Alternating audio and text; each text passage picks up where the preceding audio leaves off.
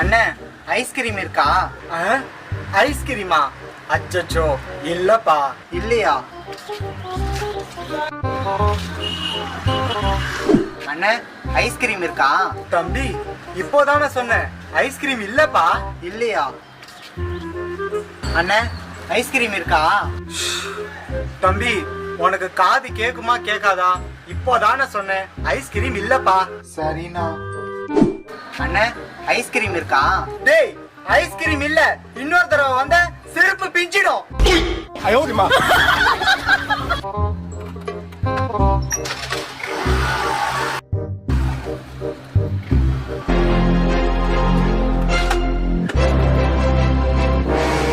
அண்ணே செருப்பு இருக்கா?